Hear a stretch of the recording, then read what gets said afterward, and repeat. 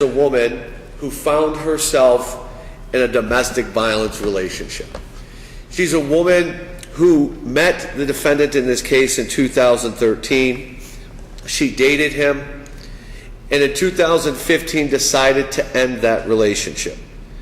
She decided to end the relationship, as she indicated to you, and she did so in a precise fashion. She told you that she had many conversations with him about the relationship being over late in 2015, and she told him on many occasions in 2015 that she didn't want to have any further contact with him. But the defendant kept pursuing her. He kept pursuing her, and you heard the testimony.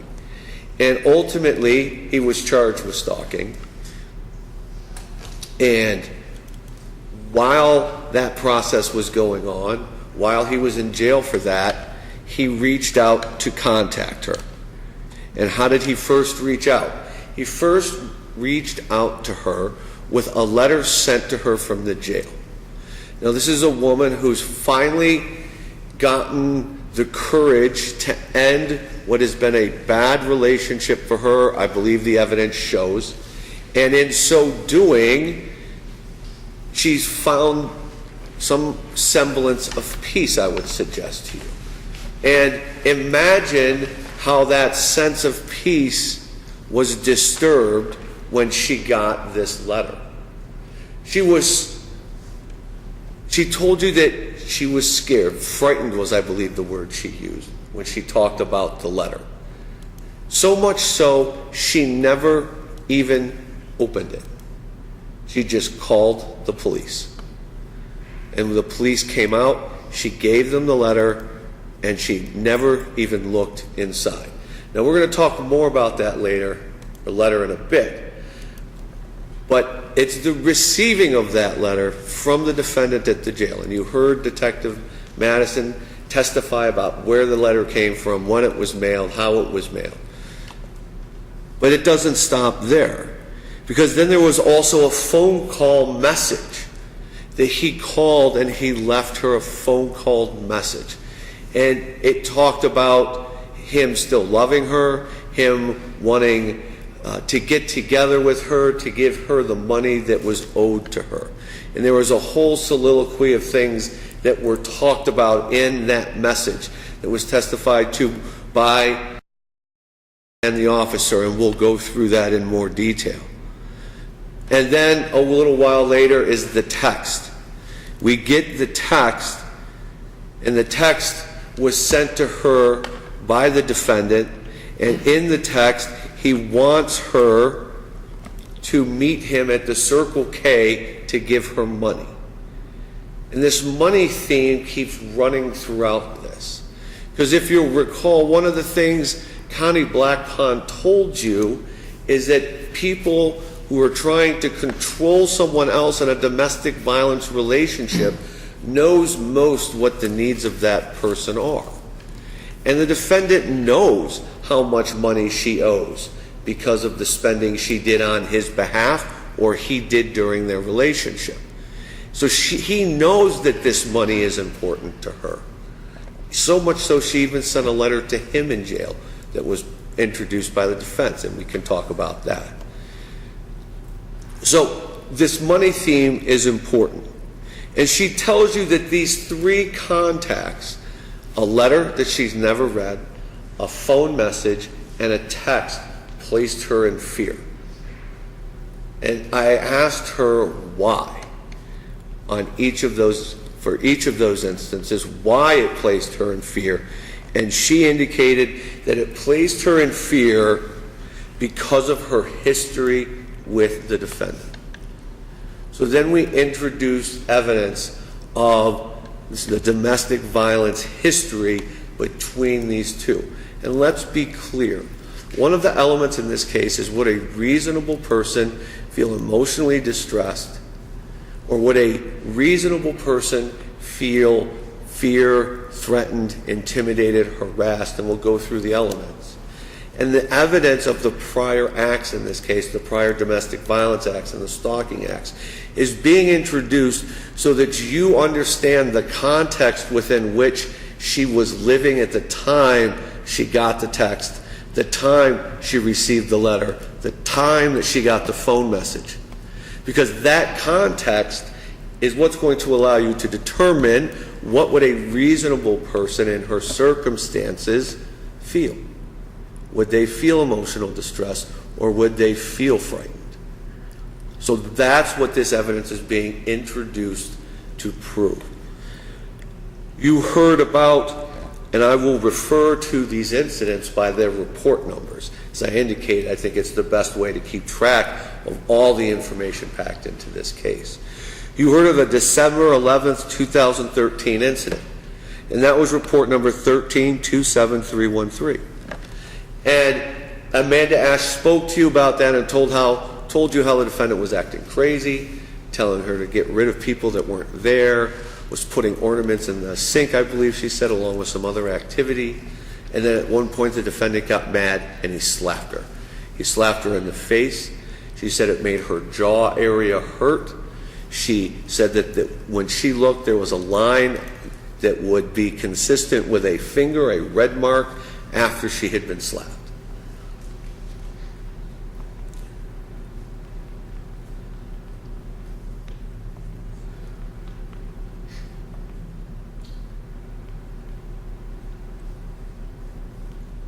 We also talked about another incident, an incident that occurred in 2015, and this was the incident that happened at the house where the defendant was doing construction work on Tree Haven. And the report number for that is 15-4181. And you heard her talk about how she took food to him. They ate dinner that night, that they both were drinking. She told you she had 4 beers. She said the defendant was drinking vodka out of a coffee cup. She said she became concerned about how much he was drinking, that she confronted him on that and he got angry. She said that at one point during the evening she tried to leave and the defendant would not let her. Back to that power and control. He wouldn't let her leave and he grabbed her by the hair. And she described for you feeling his fingers as they dug into her scalp when he grabbed her by the hair. And he pulled her back down the stairs into the basement. All right, so he's pulling her where? Away from a place where she can leave, into a room where she can't leave. And he's pulling her down the steps, and she described for you in great detail the staircase. And I tell you that I believe this is important facts. That on her one side, and she demonstrated with her right hand as she sat in that chair and said was cement wall. And on the other side, which would be her left side, or on her left side, is the post, or she described wood going down the side of the stairs. And she said as she was being pulled down, she was on the side of the concrete wall, and the defendant was on the side where the posts were.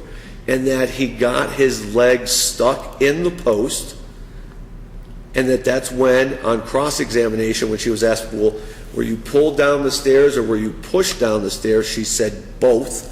Because she said when she got about halfway down and his leg got caught, he pushed her at that point. She went to the bottom of the stairs, hitting her head on the concrete at the bottom. She said the defendant's leg got stuck. The police officer later reported that it was the defendant's left leg that was injured, which would be consistent if she's walking down the stairs and she's on the side of the concrete and his left leg is on the side where the posts are, that's where on a concrete set of stairs his leg could get entangled, causing the injuries that were described later by the officer. So she eventually gathers herself. She describes the injury she sustained as a bump on the head, bumps on the top of her head as well, scratches and abrasions, and she said that there was bleeding in her scalp and hair had actually been pulled out. And when I asked her, was it in the same place where you felt his fingers in your scalp, and she indicated that it was.